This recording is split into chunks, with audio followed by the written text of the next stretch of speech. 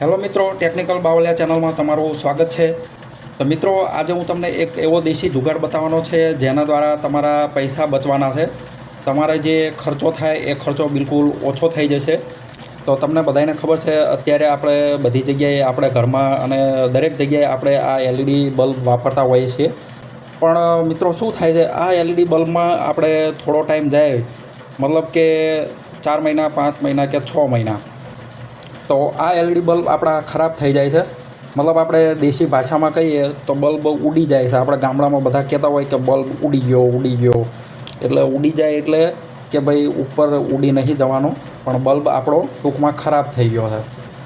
તો આજે હું તમને એક એવી વસ્તુ બતાવવાનો છું કે આ તમારો એલઈડી બલ્બ જે આપણે વાપરીએ છીએ એ મહિના નહીં પણ વર્ષો સુધી ખરાબ થવાનો નથી। એવો હું તમને દેશી જુગાડ બતાવવાનો છું। તો વિડીયોમાં છેલ્લે સુધી બન્યા રહેજો, અને વિડીયો સ્કીપ ના કરતા, વિડીયો સ્કીપ કરશો તો તમને પૂરી માહિતી નહીં મળે। તો ચાલો મિત્રો, શરૂ કરીએ આ વિડીયો, અને હું તમને બતાવું કે આ દેશી જુગાડ આપણે કઈ રીતે કરવાનો છે। તો તમે વિડીયોમાં જોઈ રહ્યા છો મિત્રો, આ મારી પાસે આપણું પંખાનું જે કેપેસિટર આવે છે એ કેપેસિટર છે।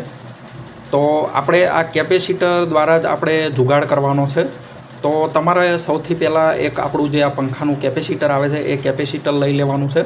હવે કેપેસિટરમાં અહીંયા તમે જુઓ કે આપણે નોર્મલી ગામડામાં બધા કહેતા હોય છે કે 2નું કેપેસિટર, તો આ તમે અહીંયા જોઈ શકો છો 2.25 માઇક્રોફેરાડનું કેપેસિટર છે અને 440 વોલ્ટ।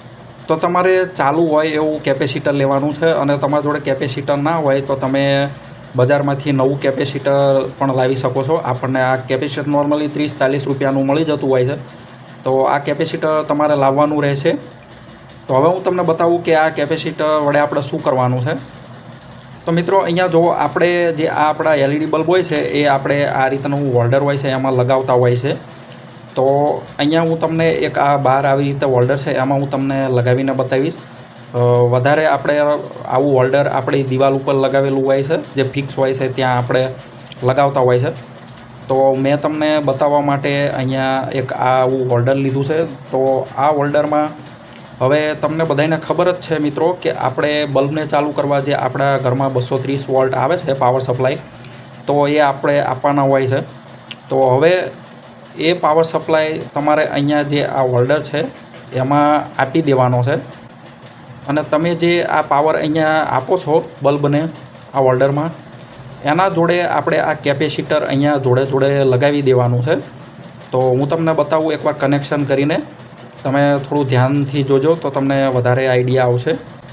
તો તમે જુઓ, અહીંયા મેં જે કેપેસિટરના જે 2 વાયર છે એ આપણે જે બલ્બને 2 વાયર આપવાના છે, આપણે જે પાવર સપ્લાય ફેઝ અને ન્યુટ્રલ, તો અહીંયા આપણે આવી રીતે કેપેસિટરના જે 2 વાયર છે એ આપણે 2 વાયર જોડે લગાવી લેવાના છે।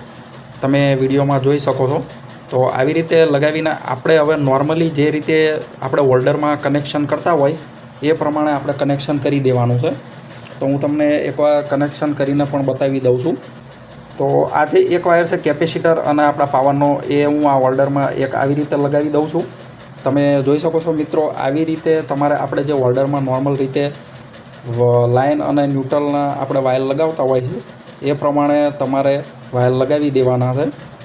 તો એવી રીતે હું આ બીજો વાયર પણ અહીંયા આ લગાવી દઉં છું, જે પ્રમાણે તમે વિડીયોમાં જોઈ રહ્યા છો। તો હું તમને થોડું નજીકથી બતાવી દઉં છું। આ જે આપણું કેપેસિટર છે અને આપણે જે પાવર આપવાના છે એ આ 2 વાયર છે। તો જે પાવરમાં જે આપણે હોલ્ડરમાં પાવર આપ્યો છે એમાં જ કેપેસિટરનો એક વાયર લગાવી દેવાનો છે। તો હવે આપણા કનેક્શન થઈ ગયા છે। હું તમને એકવાર બલ્બ લગાવીને બતાવી દઉં। તો મિત્રો, તમે જોઈ શકો છો મેં હોલ્ડરમાં બલ્બ લગાવી દીધો છે। અને એક વસ્તુનું તમારે મિત્રો ધ્યાન રાખવાનું છે કે અહીંયા તમે જોઈ શકો છો મેં અત્યારે આ હોલ્ડરનું ઉપર કવર નથી લગાવ્યું, કારણ કે તમને બતાવવા માટે મેં એ કવર નથી લગાવ્યું। પણ તમારે ધ્યાન રાખવાનું છે કે તમારે જ્યારે તમે આ બલ્બ ચાલુ કરો તો આ કોઈ જગ્યાએ તમારે અડવાનું નથી, ટચ કરવાનું નથી, નહીંતર અહીંયા શોર્ટ આવી શકે છે। તો મિત્રો, તમે કોઈ પણ ઘરે આ રીતના કનેક્શન કરો તો તમારે સેફ્ટીનું ધ્યાન રાખવાનું છે, અને ચાલુ કર્યા પછી અહીંયા કોઈ જગ્યાએ અડવાનું નથી, ટચ કરવાનું નથી। તો હું એકવાર આનું હોલ્ડર લગાવી દઉં અને પાવર ચાલુ કરીને તમને બતાવી દઉં। તો મેં હોલ્ડર લગાવી દીધું છે સ્વિચ બોર્ડમાં, અને હું બલ્બને ચાલુ કરું છું। તમારો બલ્બ જે પહેલાં પ્રકાશ આપતો હતો એ જ પ્રકાશ આપશે આ કેપેસિટર લગાવ્યા પછી પણ. તો આ રીતે મિત્રો આપણે કેપેસિટર લગાવીશું તો આપણો બલ્બ પૂરેપૂરો પ્રકાશ આપવાનો છે. એટલે તમને મનમાં એવું હોય કે આપણે કેપેસિટર લગાવીએ પછી આ બલ્બમાં આનો પ્રકાશ ઓછો થઈ જશે, તો એવું બિલકુલ થવાનું નથી. આ તમે વિડીયોમાં જોઈ શકો છો કે આપણો જે બલ્બ પહેલાં જે પ્રકાશ આપતો હતો એટલો જ પ્રકાશ આપી રહ્યો છે. એટલે તમારે એ વાતનું કોઈ ટેન્શન લેવાની જરૂર નથી કે આ બલ્બનો તમારો પ્રકાશ ઓછો થઈ જશે. તો મિત્રો આ વિડીયોમાં મેં જે તમને જુગાડ બતાવ્યો છે એ જુગાડ ખૂબ જ કામમાં આવવાનો છે. કેમ કે મિત્રો તમને ખબર છે ગામડામાં આપણે ચોમાસામાં ઉનાળામાં લાઇટ વધારે મોટા ભાગે ડીમ ફૂલ થયા કરે છે. એટલે કે આપણો જે વોલ્ટેજ હોય 230 વોલ્ટ એ વધારે ઓછા થયા કરે, અને જે વોલ્ટેજનું ફ્લક્ચ્યુએશન હોય, વોલ્ટેજ વધારે ઓછા થાય તો આપણા બલ્બ, આ જે LED બલ્બ છે એ જલ્દી ઉડી જતા હોય છે. તો હવે આ કેપેસિટર શું કરશે મિત્રો કે જે તમારા વોલ્ટેજ વધારે ઓછા થાય છે, આપણે જે પાવર આવે ઘરે એમાં જે લાઇટ ડીમ ફૂલ થતી હોય છે, તો જ્યારે વોલ્ટેજ વધારે ઓછા એટલે કે લાઇટ ડીમ ફૂલ થશે તો આ આપણું કેપેસિટર એને કમ્પ્લીટ વોલ્ટેજ આપશે. એટલે કે એક સરખા જ વોલ્ટેજ આપશે. જે ડીમ ફૂલ થાય છે તો એ આ બલ્બ ઉપર એની અસર નહીં થાય, તો આપણો બલ્બ ઉડશે નહીં, અને આ બલ્બ તમારા મહિના નહીં પણ વર્ષો સુધી તમે કમ્પ્લીટ ચાલશે. તમારો બલ્બ ખરાબ થશે જ નહીં. તો મિત્રો આ વિડીયોમાંથી તમને જો કંઈ નવું શીખવા મળ્યું હોય તો વિડીયોને લાઇક કરજો. પહેલીવાર ચેનલ ઉપર વિડીયો જોઈ રહ્યા છે તો ચેનલને સબસ્ક્રાઈબ કરી લેજો, જેથી આવનારા વિડીયોની માહિતી તમને મળતી રહે.